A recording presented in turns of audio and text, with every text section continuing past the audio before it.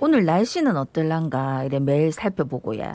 또 오늘 코로나19 신규 확진자는 얼마나 나왔는가 그것도 재난 문자를 통해서 확인을 하게 됩니다. 재난 문자 올 때마다 아이고 오늘은 좀 적게 나왔으면 좋겠다 이래 생각을 하는데 아이고 어제는 재난 문자 받고 깜짝 놀라셨지. 부산의 코로나19 신규 확진자 수가 103명이 나왔고요.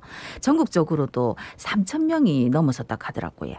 아이고 이대로 괜찮은지 걱정이 많으실 낀데 국내 코로나19 상황 진단해 보겠습니다. 네, 대한가정의학회 코로나19 비상대책위원 동아대병원 한성호 교수 전화 연결돼 있습니다. 안녕하십니까? 안녕하십니까? 예, 안녕하십니까? 예, 교수님 어제 부산에서 이 코로나19 확진자 수가 100명을 넘어섰더라고요. 이 부산의 코로나19 상황을 좀 진단해 주시죠. 정말 마치기 싫은 그런 예상들이 안타깝게 세 자릿수에 또 근접하는 예상이 맞아버렸는데요. 그만큼 좀 위중하다고 생각을 합니다. 먼저 해운대 소재에 있는 종합병원 종사자 한 명이 15일 확진되고 난 이후에 790명을 접촉한 분을 조사했더니 6명이 추가로 확진돼서 관련 확진자는 총 8명이 됐습니다. 예. 북구에 있는 중학교에서도 학생 및 교직원들이 확진이 돼서 접촉자까지 총 7명이 확진이 되었고요. 사구 초등학교에서도 4명이 확진이 되었습니다. 연제구에 있는 의료기관에서는 기존의 그 확진자와 추가로 확진된 숫자가 늘고 있는데요. 현재 총 64명이 돌파 감염된 상태로 감염이 됐습니다. 81명이 감염됐죠. 이 의료기관은 중수본과 협의를 해서 해당 병원 자체를 아예 한시적으로 감염병 관리 전담병원으로 지정을 했습니다. 그 외에도 연제구에 있는 실내체육시설과 해운대와 수영구에 있는 목욕탕 등에서도 접촉이 이루어진 부분에서의 추가 확진자가 발생되었습니다. 네, 이 단계적 일상 회복 진행되면서 부산도 그렇고 지금 전국적으로도 신규 확진자 3,000명을 넘어가지고 아이고 진짜 이 심각한 상황 아닌가 이렇게 걱정인데 어떻게 보십니까? 맞습니다. 우리가 이제 3,000명을 넘게 된 게 9월 25일 이후로 지금 거의 한 달 보름 만에 처음인데요. 수도권에만 해도 2,545명이니까 80% 정도의 확진자가 주로 집중이 되었습니다. 그렇지만 비수도권이 부산, 경남에서도 이전보다는 훨씬 많은 숫자의 확진이 되었고요. 이러한 증가세가 물론 특정한 의료기관이나 또는 집단 감염을 통해서 확진자 숫자가 는 것도 사실이지만 이게 한두 곳의 부분이 아니라 전국적으로 이게 분포가 되어 있다는 점에서 이런 확산의 추세는 줄어들지 않을 것이라고 조심스럽게 추정해 봅니다. 네. 자, 이런 상황에서 정부가 매주 위험도 평가를 시행해서 일상 회복 이행 또는 중단 이 여부를 결정하기로 했는데요. 이게 평가가 어떻게 진행되는 겁니까? 어제 발표가 된 부분은 이제 새로운 위험도 평가죠. 지금까지는 확진자 숫자만 가지고 어떤 정중도를 판단을 했는데 이런 단계적 완화에 따른 그런 새로운 평가 지표를 만든 겁니다. 크게 의료 방역 대응 지표와 코로나19 발생 지표, 예방 접종 지표 세 가지 영역으로 구분을 하고요. 의료 방역 지표에서는 중환자실 병상 가동률, 입원되어 있는 위중증 환자 수 등등 5개 지표와 코로나19 발생 지표에는 주간 사망자 또는 위중증자 수, 그리고 입원 환자의 수 등 8개 지표, 그리고 예방접종 지표에서는 누적 접종 완료율, 60세 이상 예방접종 완료율 등 4개 지표를 구성해서 이걸 종합적으로 매우 낮음부터 매우 높음까지 5개 단계로 평가합니다. 그리고 평가 주기는 직전주 일요일부터 토요일까지, 기존은 매일 발표를 했는데 이 일주일 동안에 일주간을 모니터링해서 주간 평가를 하고 이런 부분을 4주를 모아서 위험도를 평가하는 단계 평가로 나누는 지금부터 다른 형태의 어떤 평가 방법을 사용하도록 하게 결정되었습니다. 네, 4개 지표를 만들어서 일주일간 딱 추이를 본 다음에 평가를 하겠다 했는데 근데 만약에 유행 위험도가 높으면은 별도의 긴급 평가를 시행한다고 하던데 이거는 무슨 내용입니까?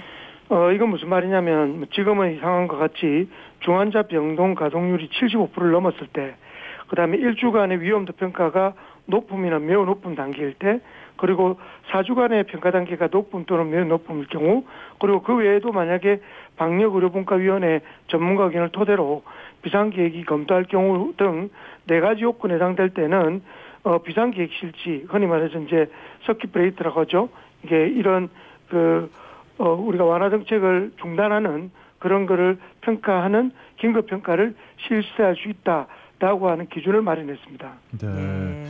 저희 단계적 일상 회복 시행 이후에 코로나 이 신규 확진자 증가세가 계속 이어지고 있는데요. 위중증 환자 규모도 좀 증가를 하면서 정부가 제시한 기준치를 이제 넘어설 것 아닌가 이런 우려까지 나오거든요. 어떻게 보십니까?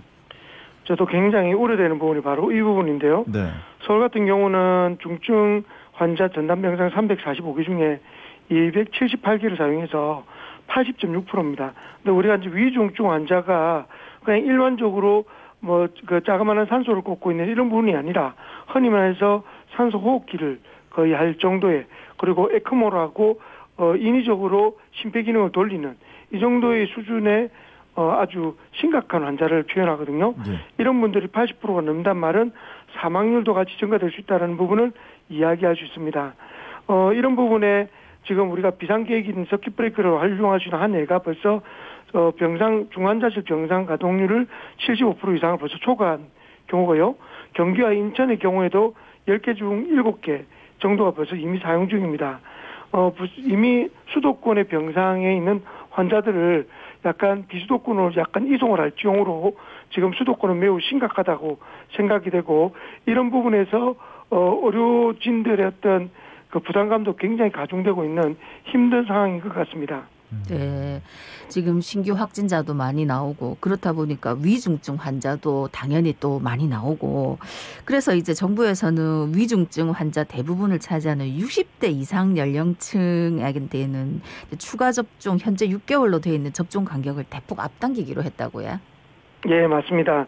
이 부분 이유는 뭐냐면 지금의 그 확진자의 규모라는 규모보다 고령층 중심으로 현재 위중증 환자가 증가하는 경향이 굉장히 특징적이라는 겁니다. 60세 이상의 그 환자들 중에서 지금 위중증으로 가는 경우가 굉장히 증가하고 있기 때문에 이런 기준 때문에 적극적으로 추가 접종을 하기로 한 거죠. 일단 그 60세 이상의 연령층은 올해 상반기부터 백신 접종을 했기 때문에 접종 효과가 굉장히 떨어져 있다. 항체가가 굉장히 떨어져 있는 걸 확인을 할 수 있었습니다. 그래서 60세 이상의 고령층은 6개월에서 4개월로 접종 기간을 2개월 단축을 했고요. 네. 50대 연령층은 추가 접종이 6개월에서 5개월로 1개월 앞당겼습니다. 그리고 요양병원 입원 환자 등 감염 취약자도 벌써 이제 5개월로 했는데 이것도 다시 당겨서 4개월로 접종 간격을 줄이기로 결정하였습니다. 저희 지금 현재 방역 체계에서는 뭐 확진자, 위중증 환자가 좀 당분간 증가하지 않을까 이런 생각이 들어서 뭔가 좀 대책이 필요해 보이거든요. 일선 의료기관에서는 사실 이게 이제 행정명령을 통해서 중증 환자를 위한 병상을 늘리는 행정명령은 있었습니다.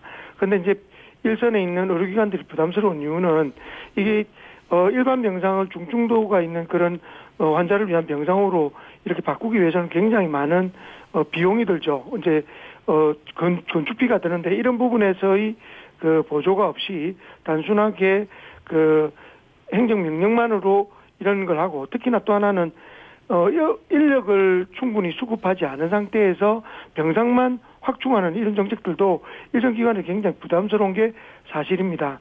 뭐 물론 위중 정도 환자들이 증가하지 않는 것이 가장 중요하겠습니다만 아마도 향후에도 증가할 확률이 높기 때문에 이런 부분에서 좀 적극적인 지원이 있어야 일정 기관들도 좀 오랫동안 이러한 정책을 좀 보조를 맞춰가면서 도와가지 않을까라고 생각을 하고, 우리 부산 시민 여러분도 조금 더 개인 방역을 철저해서 어쨌든 확진을 하지 않는, 그리고 혹시나 저녁 모임을 하거나 기타의 모임을 하더라도 중간중간에 환기를 꼭 하시고 그 외의 시간에 마스크를 쓰는 수칙을 꼭 지켜주시기를 다시 한 번 더 당부드립니다. 네, 오늘 말씀 여기까지 듣겠습니다. 고맙습니다. 예, 고맙습니다. 네, 지금까지 대한가정의학계 코로나19 비상대책위원 동아대병원 한성호 교수였습니다.